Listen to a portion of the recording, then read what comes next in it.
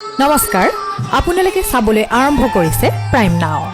নগাঁৱৰ কুজিৰাহত Covid protocol মানি ব্যতিক্ৰমী ৰাস উদযাপন। ফুলতালৰ চেৱে চেৱে কঁকাল ঘূৰাই নাচিলে যুৱক আৰু আদহীয়াৰ লগতে সন্মানীসকলে। ৰাস পূৰ্ণিমা উপলক্ষে সমগ্ৰ ৰাজ্য ডুব গৈ আছে ভগৱান শ্ৰীকৃষ্ণৰ ৰাস ক্ৰীড়াৰ মধুমায়াত। কণমানিজনীৰ পৰা ধৰি বৃদ্ধাগৰাকীয়েও ফুলতালৰ চেৱে চেৱে কঁকাল ঘূৰাই নচাত পৰিলক্ষিত হৈছে।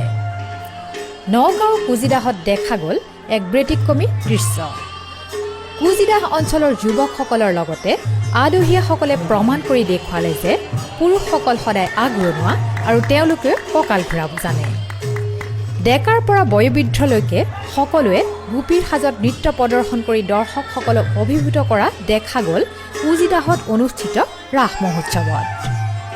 ৯৫ বছৰত ভৰি দিয়া কুজিৰাহ অঞ্চলৰ ঐতিহ্যমণ্ডিত ৰাস মহোৎসৱত পৰম্পৰাগতভাৱে প্ৰত্যেক বছৰেই এনেদৰে ল'ৰা ৰাস অনুষ্ঠিত কৰি আহিছে। শ্ৰীকৃষ্ণ, গোপী, শংখচূড় সকলো ভাওতে দেখা গ'ল অঞ্চলৰ যুৱক আৰু পুৰুষসকলক। কোভিড প্ৰটকল ৰক্ষা কৰি অনুষ্ঠিত হোৱা ৰাস উৎসৱখনিত সীমিত সংখ্যক গোপীয়ে নৃত্য পৰিৱেশন কৰি দৰ্শকৰ মন মুহিবলৈ সক্ষম হয়।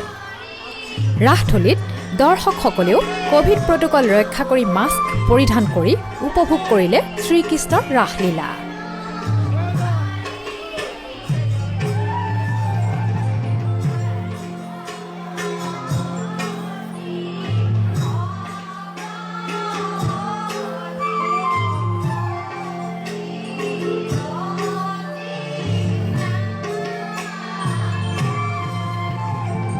কোভিড কণ্ট্ৰাক্ট চলিছে, তাৰ মাজতে আমি ৰাস কৰিবলৈ ওলাইছোঁ। কাৰণ আমাৰ 1926 চনৰ পৰা ৰাস চলি আহিছে ধাৰাবাহিকভাৱে, আৰু এই গুৰুজনৰ যি অংকাৱলী এবং নাট যথেষ্ট গুৰুত্ব আছে। সেইকাৰণে এই নাটভাগৰ প্ৰতি ৰাইজে শ্ৰদ্ধা আছে কাৰণে সদায় কৰি আহি আছে, আৰু এইবছৰ আমি কৰিবলৈ কৰিছোঁ। আমি সেইকাৰণে চৰকাৰৰ ওচৰত আবেদন জনাই আমি দুদিনীয়া পাৰ্মিশ্যন লৈ পেলাই আমি ৰাস কৰিবলৈ ওলাইছোঁ। আৰু ইয়াত চৰকাৰৰ যি নিৰ্দেশনা আছে সকলো নিৰ্দেশনা মনা হৈছে। আমি সকলোকে মাস্ক বিতৰণ কৰিছোঁ, মাস্ক পিন্ধিছে, আৰু ছ'চিয়েল ডিষ্টেঞ্চটো মানিবৰ কাৰণে বহুত চেষ্টা কৰা হৈছে।